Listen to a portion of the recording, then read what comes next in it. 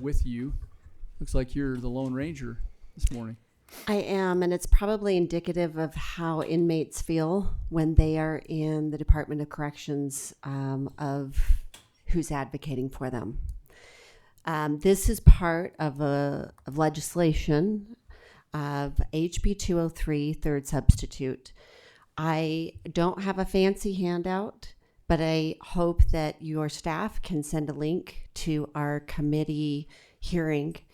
It was a very emotional hearing about this legislation because we had many people who were formerly incarcerated and their family members of those who are currently incarcerated really pleading for the opportunity for educational offerings in corrections.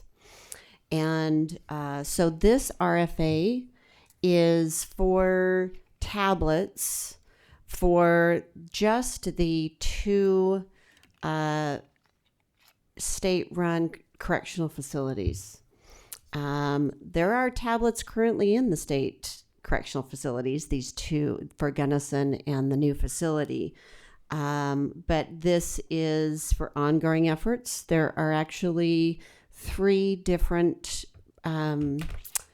tablet companies that corrections can choose from, so they may change over the years. But the fiscal note that's tied to this is 2-part. One of them for providing tablets for all of the inmates. Right now, corrections says that they have one for every other inmate.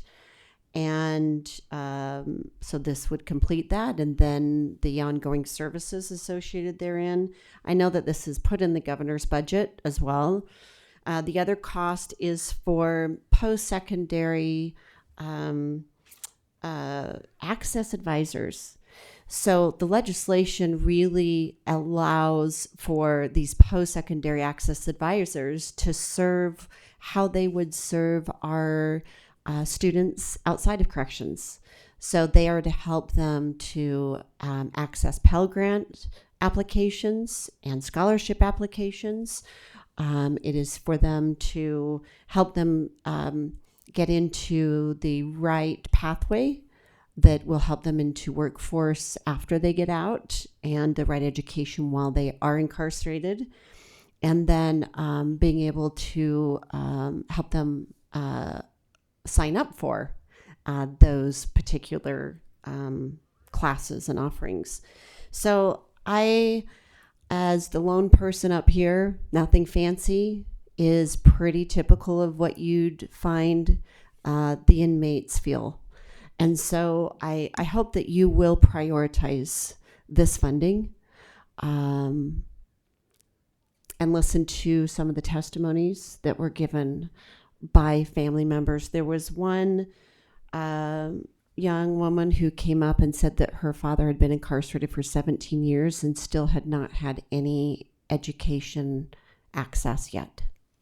So the things that are in this bill that are tied to the funding request for them to go through is necessary for this access to be given to the inmates. I think lastly, I just want to say I appreciate corrections. HB 194 last year started opening these things up. Senator Owens serves on the Higher Ed Correction Council with me, where we are really aligning the educational opportunities, and the tablets will help facilitate that regardless of where they are, where they're housed. Many of the jails already have tablets, so if they are in the middle of a class or coursework and they get transferred, even though last year legislation requested that they not be if they're in the middle of programming, if they do get transferred, the tablets are to help them continue their education. I can't tell you how many times my mother, as a sole supporter of a family member, has paid for the same class multiple times over because they've been transferred to different facilities and couldn't continue that offering. So the tablets are to facilitate that in multiple spheres of being able to order commissary, being able to communicate, and being able to facilitate even medical. So the tablets are not just for education, but really opening up access regardless of lockdown, regardless of challenges that are faced. So I hope that you will prioritize this. And you really are the key to be able to continue that access and provide it for the first time for many of our inmates. So that concludes my presentation. All right, thank you, Representative Ballard. We got a few comments and questions up here. I'll go with Senator Owens first, and then I've got a few. Go ahead. Thank you, Mr. Chair. Representative, thank you for your work and your metaphor there of sitting lonely, but you have a voice. And sometimes it feels like I just want to thank you for championing this, because sometimes legislators are criticized for trying to help those who are incarcerated. 95% are going to be released and be our neighbors someday. And so it doesn't mean you're not tough on crime. It means that you're trying to help prepare those who, and they really can't advocate for themselves now. So you're trying to help and advocate for that. This tool actually allows, with the challenge we have now with not having staff, one educator can reach to hundreds at one time on a Zoom call. We all know how that works now, and COVID's helped show us that. So these tools and getting one in each of their hands can be a powerful thing, and even for possible communication with family, under the right security diagram. But I just want to thank you for being an advocate in this space, and continued working on it in your role in higher ed correction. And tell the committee too, this year inmates become Pell eligible. So this is the right opportunity and time to allow them to access education. Okay, thanks, Senator. Just a quick question. Does this request provide money for the program costs to keep the connections with the iPad, i.e. like access to education programs, or is that from another pot of money? This is solely for the access for the tablets. Okay. So part of the legislation does a few things to help provide common opportunities that we have for those that are outside of that are not incarcerated. So, for example, it will help them to be a resident, have residency if they're at the time of application, because when they're incarcerated, they technically don't have any. So it opens up that. Right now, the law says they have to pay 50% up front, which is problematic if they have the opportunity to apply for scholarships or Pell Grants that they would be able to do if they were outside of the system. And so I think this is going to open up a lot more, not just for education, but for facilitating so much opportunity. And so I appreciate you asking that question. All right. Well, again, thank you for the work that you've done. We appreciate it very much, and we'll take this under consideration very seriously. I see no other questions, and so thank you, Representative Ballard. We'll let you go. Thank you. All right. And I think the original RFA has now been reduced due to some of the third substitute. So whatever the update of that will be, I'm sure that will be in your computer system with right. The analysts. So thank you. Thank you. Up next in our schedule is Representative Brammer. Come on up, please, with your presenter. And understand you have a senator waiting on you, Brammer. So just kidding, of course. We have to have a little levity around here. We take things way too seriously sometimes. Representative Brammer, thank you. Business and Chancery Court amendments, and time's yours, sir. Absolutely, and I have Jinder Chin from the Salt Lake County Chamber, or the Salt Lake Chamber. So on the handout before you, it has all the costs that we're requesting. It's a one-time of 1.9, ongoing of 484,000.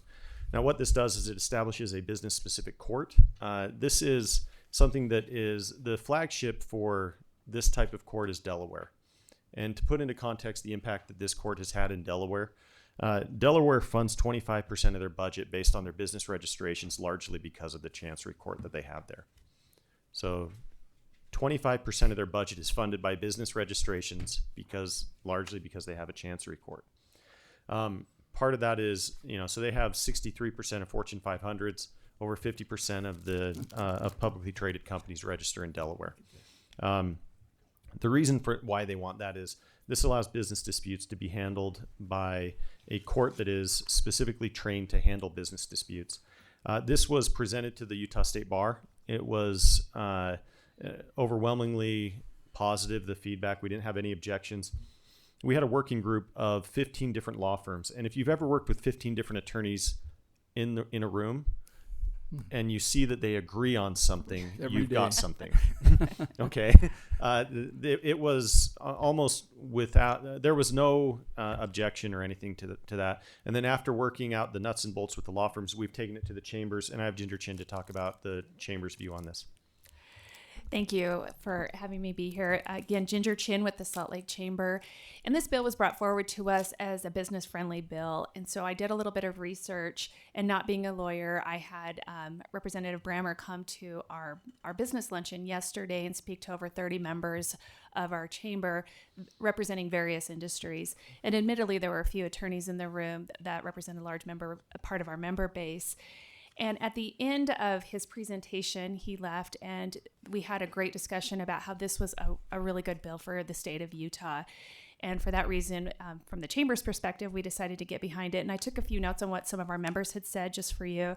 That provides specialized expertise in business court as a dedicated business court, promotes fairness and consistency, encourages investment into the state of Utah, which I found fascinating. Not being a lawyer, I thought that was super interesting. Facilitates efficient resolution of disputes for businesses for quicker and more cost-effective alternative to traditional litigation.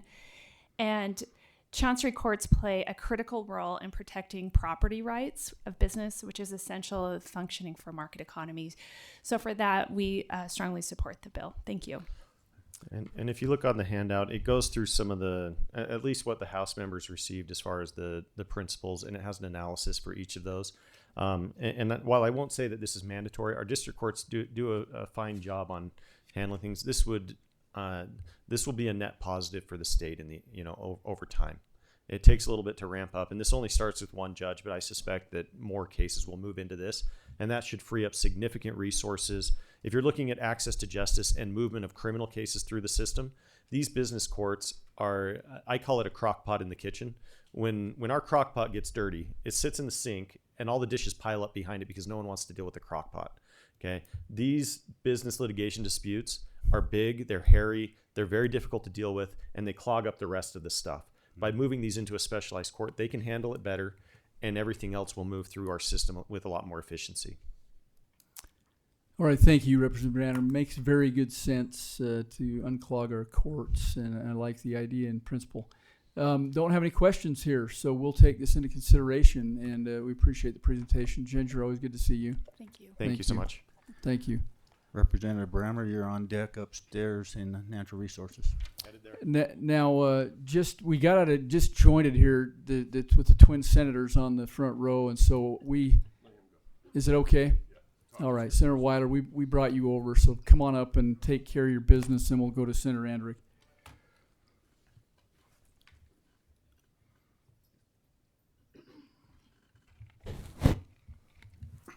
All right. Thank you very much. I'm being joined by Dan Helwig. He is the lab director for the Intermountain Forensics Lab, which is a fully accredited Utah-based nonprofit forensic DNA laboratory. As part of its mandate is to make the most advanced and innovative forensic technology and methodology attainable and accessible to law enforcement. They are seeking funding to increase the availability of whole genome sequencing, or WGS, for the purpose of forensic investigative genetic genealogy, or FIGG, to the Utah law enforcement. This is a newer technology, And the more important freely available data, the best practices and the standards are for the use of that technology within the criminal justice system. This project seeks to offer the WGS and FIGG services to Utah law enforcement to generate data that would aid in the establishment of accreditation and the best practices standards of this technology in the criminal field. So the ask is one time $500,000 for 2024. And with that, I'll kick it to Mr. Hellwig. All right, thank you. Go ahead. Would you state your name again for the record and then Certainly. take it away? My name is Daniel Hellwig.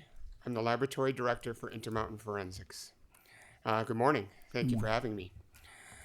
I'd just like to start out by saying that in 20 plus years on the bench and in various aspects of forensic DNA testing, this is a very exciting time for us because this technology, this forensic investigative genetic genealogy and whole genome sequencing is paradigm shifting.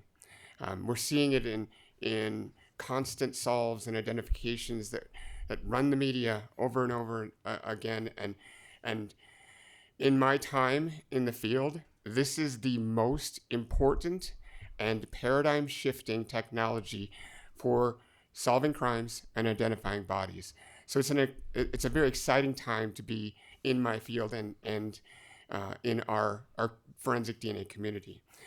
Intermountain Forensics, we are a 501c3 nonprofit, and we are the only laboratory in the country, perhaps even the world, that is fully accredited to do whole genome sequencing on forensic investigative genetic genealogy.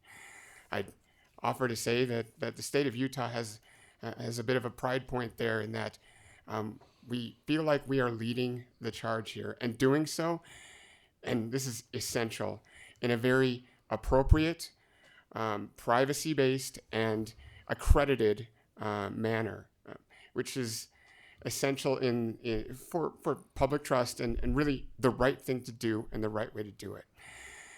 The key here is we are a nonprofit, and we do have the technology, and we're excited to employ it, but it can do more.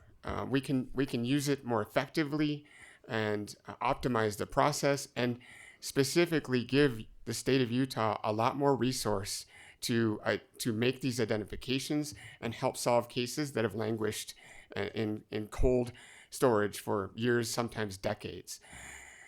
The key here for me is we are essentially the first in the country, if not the world, to bring this.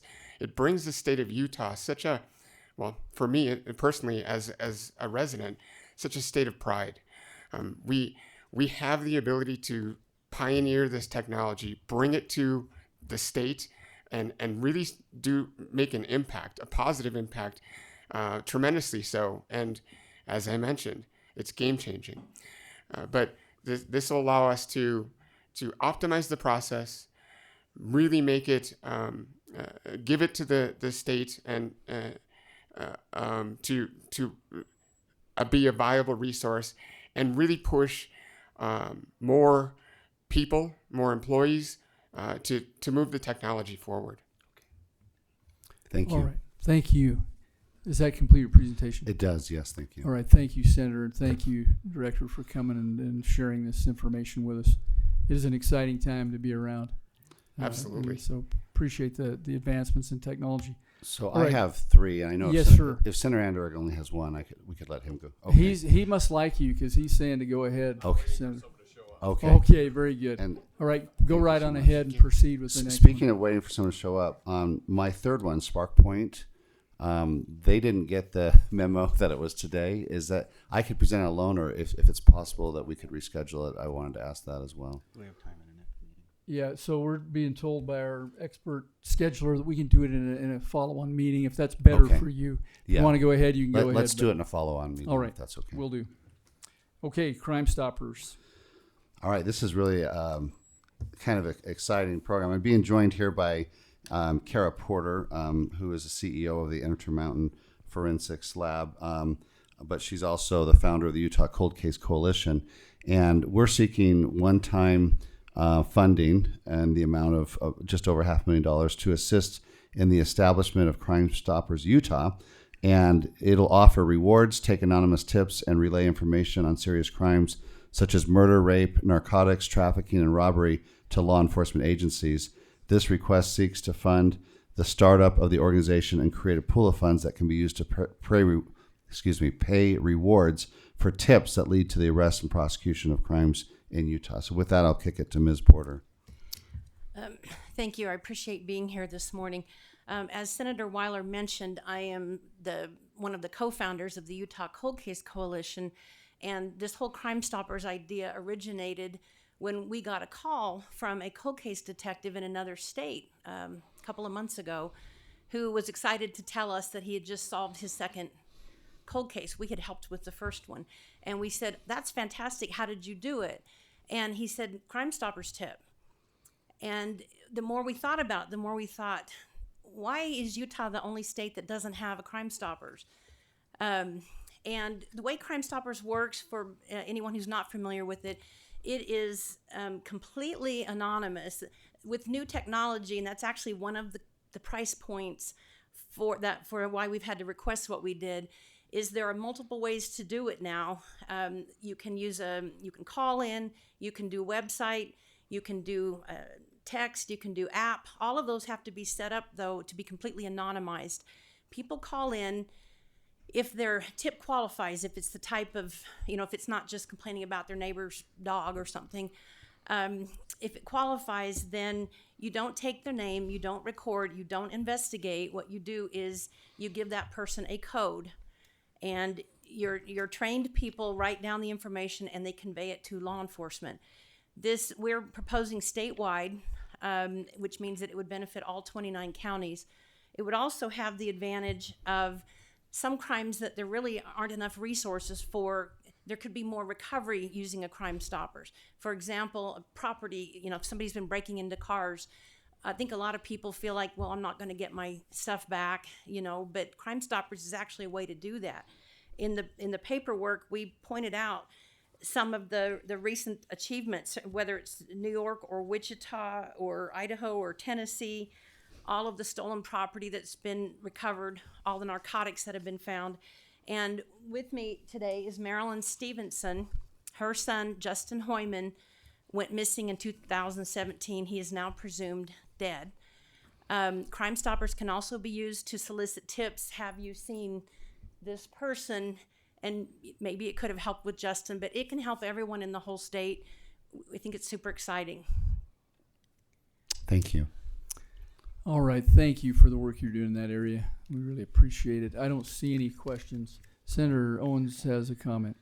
Yeah, thank you for coming and sharing that. It is exciting, and we need to get behind this so that we can help police our own with all the eyes out there, and people realize that there are more reasons than just the right thing to do, but now a little bit of incentive to help our law enforcement. So thank you. And Representative Burton, Ms. Porter also thinks highly of your son, Judson. So, you know that knucklehead. Yeah, very good. He's a good man, better than his dad. All right, thank you, Senator Weiler. Thank you. Thank you, Ms. Porter, for coming. Appreciate it very much. Up next, yes, sir, Senator Andrig, please come to the podium and bring your co-presenter with you. Make sure you introduce yourself, even though we know you, for the record when you speak. So with that, Senator Andrig, go ahead. I am Senator Andrig, District 22. And what we've got before you today, committee members, is this is the Attorney General's drug buyback program. One of our biggest issues with fighting the opioid crisis are the opioid drugs in our own bathrooms that our kids get on, and it's devastating. So with that, I'm going to turn the time over to Sierra, right? Correct. Sierra. Good morning. Make sure you state your name, sign it as well. All right, thank you. Thanks. Will do. Good morning, everyone. My name is Sierra Gregovich, and I am housed in the Attorney General's office under the Utah Opioid Task Force. Thank you all for your collective time today. I won't take too much time, but I do want to emphasize that drug overdose and the health concerns around the opioid crisis are very serious in our state. And I feel very lucky and fortunate to be able to sit here today to advocate for our community that have been impacted by this crisis. Today, we want to talk a little bit about funding for the drug disposal program. Historically, the state of Utah has participated in the Drug Take Back Initiative, which has collected tens of thousands of unused, unwanted, expired medications, where people and community go and put those in a drug disposal box. With that, we have collected 30,000, 40,000 over time, and one of the things that we feel would be innovative is to remove barriers for people to have better access to dispose their unused, unwanted, and expired medications. So we're asking for a one-time funding of $250,000 to purchase these disposal kits so that we can hand them out to the community and meet them where they're at and give them the ability to be part of the solution when talking about the opioid crisis. Within these events, we would like to travel across the state, talk about and use this as an opportunity to go to, for example, football games and educate people about the crisis at hand, provide a series of education tools, resources, and then pass out these drug disposal kits. Is that it? That concludes my presentation. So I would also like to say, obviously, we'd be happy for you to consider this with one-time general fund money. However, we can look to Gary Seifus to maybe check on this for us. But I think this falls underneath the purview of what the opioid settlement funds, which come through my committee, could definitely be used towards. This is certainly part of prevention, which falls under the terms of that settlement. So if there is an alternative funding route, potentially with the opioid settlement money, we would request general fund money, but if under EOCJ's chairs and committee, as well as executive appropriations, if those monies were available through this settlement, we would recommend utilization of that. With that, we're open for any questions, if any. All right, thank you. I mean, some folks don't recognize, but a lot of these drugs end up being flushed, and we're finding that stuff in treated water.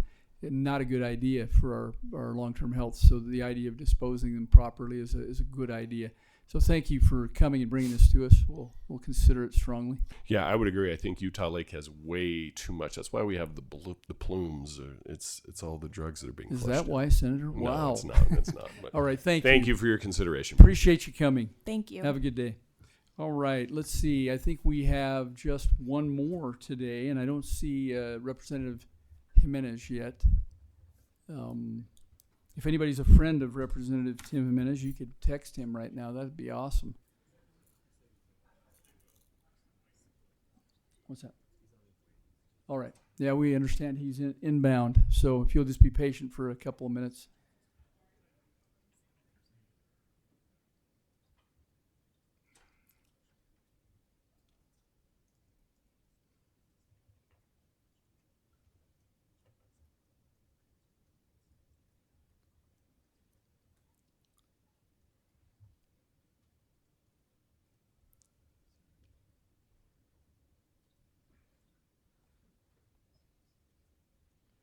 And for those of you sitting on the committee, we are getting to that point in the session where we will start talking about voting information. Gary will give us some of that next after this last presentation. So I'd encourage you to start. You want to do that now?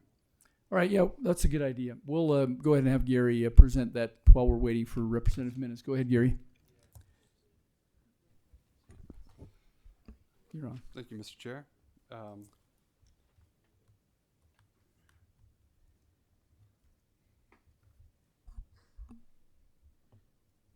Should be If on. I could get the IT help just to present my screen, that'd be great. Right. All right. So you saw this at the beginning of our series of meetings. So it's been slightly updated since then. We're right here on Thursday. We've gone through pretty much everything. There's a couple outstanding items. So we haven't heard from the guardian ad litem yet. They won't have any requests, so they won't be on the building block list. But it's just an oversight, review. And then also, we haven't heard one of the RFAs at least, and we never know. Sometimes we get, there's some things that get switched around, and we could potentially hear another RFA or two. So we'll just kind of leave that open, that option open. Also, what I'll be talking about today is more in regard to the prioritization list and the reduction list, or reallocation list, we could call it that. And then come Monday, we can talk more about the packet as a whole. And then final voting is scheduled for next Wednesday. So I just want to pull up our, let's see,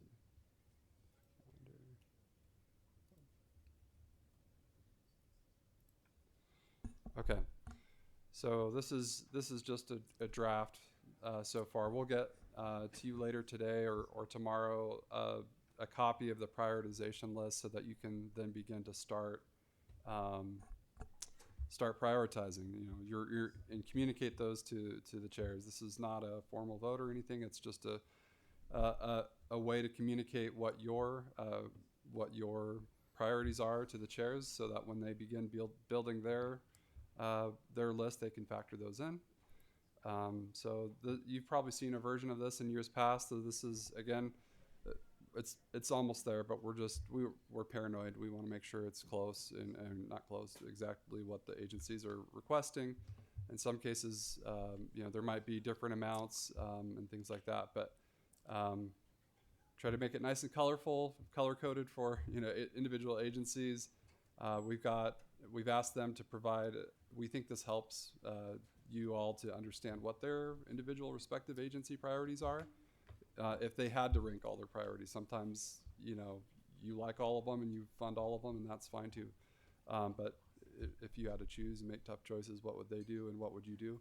So later today, we'll provide a copy of this to you, and then you can start sketching out what your priorities are. It has all their items here. It has their the one-time ongoing asks. There was a question Representative Dunnigan asked us the other day. We have the option of doing two lists. We could do a one-time and an ongoing list. It makes sense to do, in my opinion, just one list, because so many of these items they have an ongoing component and a one-time component, and it gets difficult when you split it into two. Sometimes your ongoing piece is voted, is at the top, and the one-time piece is at the bottom of the one-time list, and so it gets a little bit. It starts to get kind of confusing, and but anyway, we'll leave that up to the chairs on how they'd like to proceed with that. All right, yeah, I see a hand up. Cal Musselman, Representative, go ahead. Up. Now you. I like the idea of having a separate list as well, but I understand that. But couldn't we? I'm looking at the list. Aren't there items that are just one time and don't have an ongoing component? Yeah, there are. And if we could at least separate what is just one time, and then leave the ongoing and the one time combined with ongoing on the same list. Just a thought. So. Okay, thank you for that. And then Representative Dunnigan, go ahead. So I agree with Representative Musselman. We've done it before when they're mixed. It's challenging. And you're mixing in purely one-time requests with one-time and ongoing, which is a whole different category. And maybe you ought to put the ongoing on a list and then show if they have a one-time in addition, but let us prioritize it strictly one-time. That's a completely different category than one-time and ongoing. I don't think they should have to be in the mix with those others. Yeah, appreciate that. We'll advise Senator Owens of that, and in many respects it makes sense. It might be a little confusing for us, but that's okay. I have no problem splitting the list, but I'll consult with the senator and we'll move forward. But thank you for the input. It's helpful. All right, any other Just comments? real quick, we'll get with the chairs and get their final decision on how they'd like to proceed with that, and then we'll communicate that to you all and get you a copy of this. I would like to just point this item out as well. So this is similar to what you've seen in the past. So these are all the items that are that we've as an office maybe an agency has proposed that they support as far as a reduction. This is some of your work from the interim. A lot of it is, and not just that, some of your work within this committee, this session. So where we presented items to you, you can consider those for reduction, and then should those get reduced, the funding, you could apply that toward your ongoing one-time list, and then it's, for the most part, it's pretty much a done deal. Once it gets to EAC, it's not kind of up for debate so much as the other items. Does that make sense? So if you, for instance, you free up, let's say this $108,000, and you have a $100,000 item on the other list, then it could be funded and it's kind of done. You don't, it's not even almost not even up for debate whether it's going to get funded or not, for the most part, historically speaking. All right, we've got a comment from Representative Romero. Anytime you talk about taking money from that area, you're going to hear from this representative, and I understand Probably where you're coming the from. wrong So one. go ahead, Representative Romero. Yeah, I just want to clarify. So what you're saying is that we'll find this in our list of lists, and this one that says reallocation or reduction options, if it says support, the agency supported it, and so these are things we can take into consideration when we're if we're looking at prioritizing other things. I just want to make sure I'm reading right. Yeah, so, just a data point for you. Thank you. You don't have to, or we could say we want to save this. Yeah, got exactly. it. Thanks. All right, thanks for the clarification. Appreciate it. And it's helpful to hear from the committee as we go forward, because we certainly don't have all the answers. We want to get this done right. Okay, very good. I don't see other questions on this point. Item number 5. Thank you, Gary, for your analysis and leadership in this bean counting part of which is very important, obviously, and the only reason we're sitting in this room. We'll move on to our last item, second to last item. Representative Tim Jimenez, come on forward to the front desk here and bring with you those that will help you present. Please make sure that when you speak, you introduce yourself and who you represent for the record, and the time is yours. Let me see if make sure that I can get this to work. If not, if this doesn't work, I'll hand it over to the IT folks. Can you see this on your screens? There we go. Yeah. I'm Representative Tim Jimenez from Tooele, District 28. This is Kat, or Caitlin. Anyone who knew her as Kat.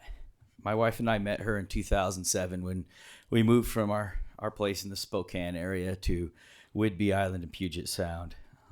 This is her at church, where we got to know her as we taught her young women's and Sunday school classes. She was, it was a small group, but she was definitely the heart of that group. Everyone gravitated toward her, not because she was loud or obnoxious, but people followed her because she was kind and gentle and quiet, and she included everybody. No matter who you were, she wanted you there. She wanted you to be a part of her group. She wanted you to understand the love that God has for you. She was probably one of the greatest missionaries I ever met, and one of the kindest people I ever met. In 2009, her family had moved to Utah, and as part of being with a big group, they went over to a friend's house where they were playing around with some firearms.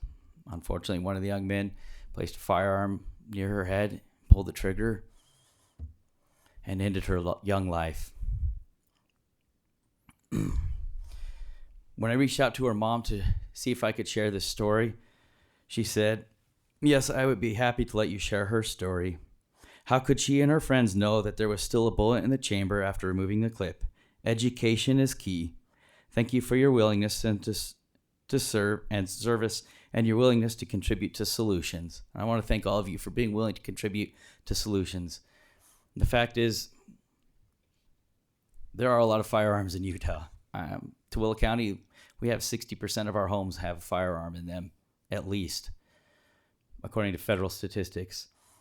A little bit of education could have saved Caitlin's life. A girl with that much energy, everyone was her friend. And for 16 years since I met her, she still leaves a mark on my life. She's passed away 14 years ago. People still go visit where she's buried, and they still take pictures and post pictures of them visiting her gravesite. She left an impression on everybody she knew. What we're doing here today with this RFA is to help prevent more of these incidents from happening. Thank you. All right, Representative Menace, thank you. That's a heartbreaking story, and understand the need for this kind of training. The Western United States has a lot of guns, so we appreciate that. You brought some folks with you. Do they have Yes. any comments for the committee? Yes, thank you. My name is Tyler Ely, and I'm the owner of the Utah Shooters Organization. And this tragic story about Caitlin brings to the forefront the urgency and the importance of what our organization has done and will continue to do. There needs to be respect, familiarity, and caution surrounding firearms. We need to make sure this education is available to all Utahns, but most importantly, the stewards of our children and any school faculty that have the desire to protect our children.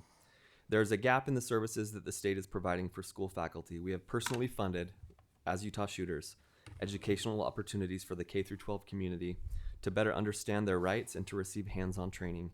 And we will continue with our mission regardless of what comes from this subcommittee decision.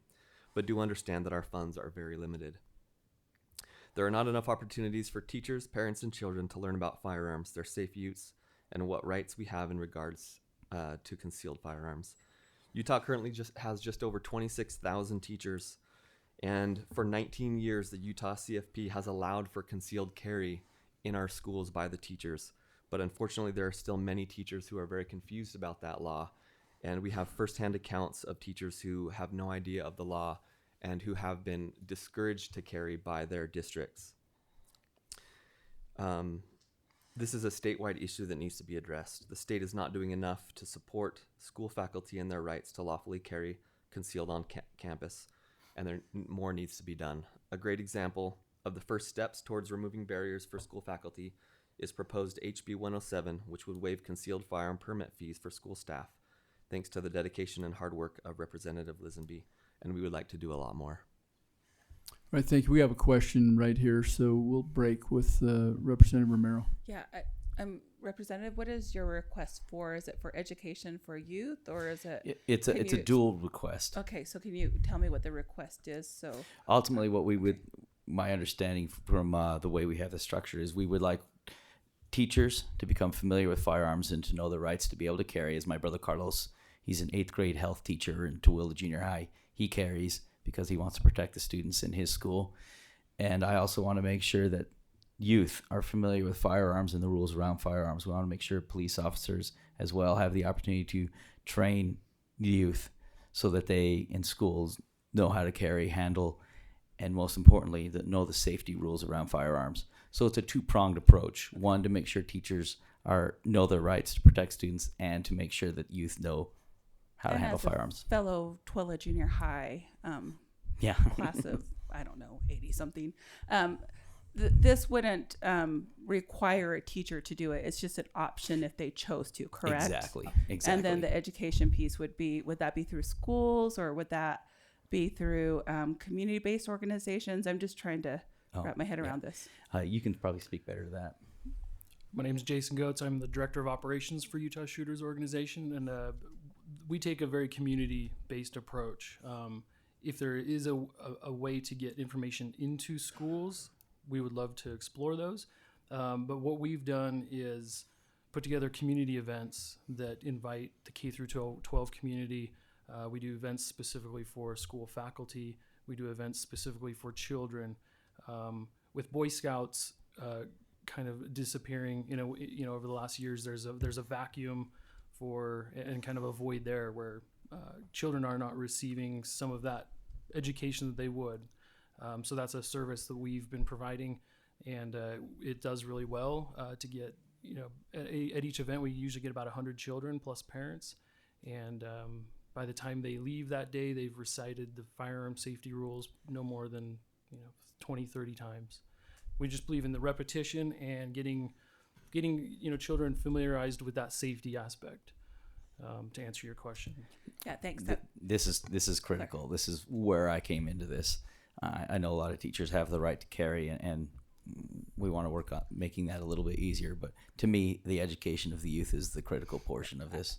I would agree with you on education, and just, teachers want to carry, that's their choice. But if they don't, I don't want teachers to feel like they're pressured to carry. Certainly not obligated. As we know, as you all know, someone like me should never have a gun because it just freaks me out. And so again, we don't want to ever put people in a compromising position if that's not something they feel comfortable with. As you know, as the ones that train, no one should carry a gun if they don't know how to use a gun. Yep, absolutely. I completely agree with that. That what we're doing would be offering it to those that would like to do it. And in our last large school faculty training, we had teachers and administrators that were in attendance to go through the concealed firearm permit course.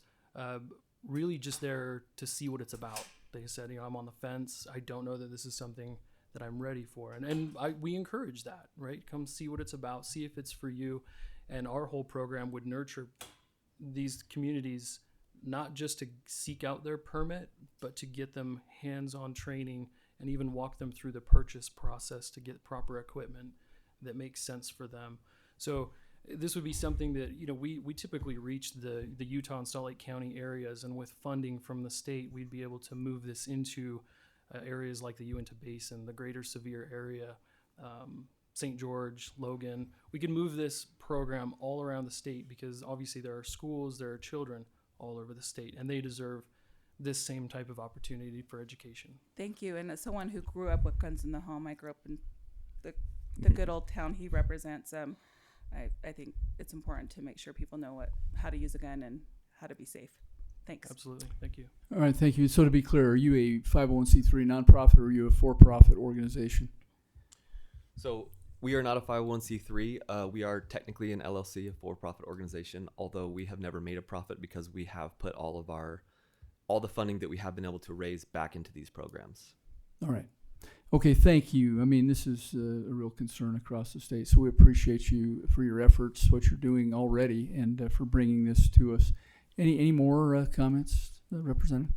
That's it. I just want to make sure we're protecting the lives of our youth and make sure that something that is very prolific in this state doesn't become a problem for our youth. Thank you. Thank you, sir. Appreciate it very much. We appreciate the chairman and committee listening to this. Thank you.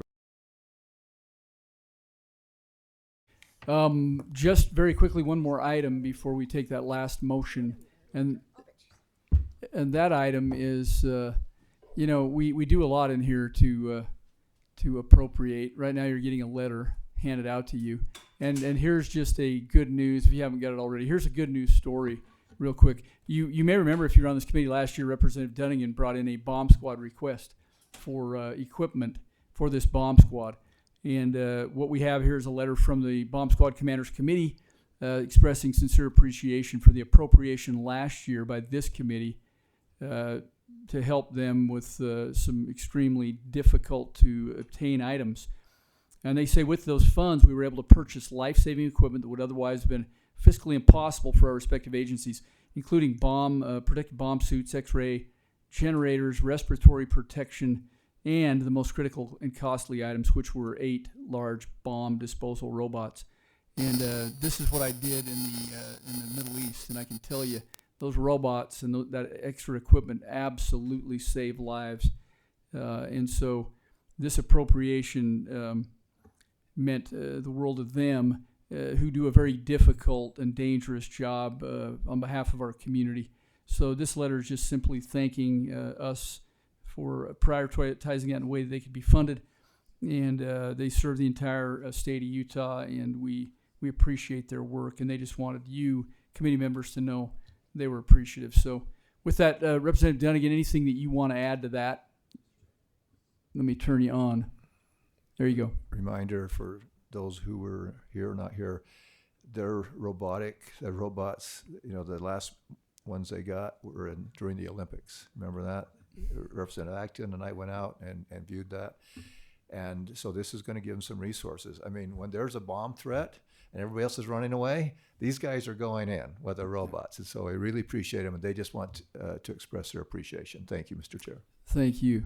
And mine was a 1990s model that I was using, and I can tell you it saved our lives many times.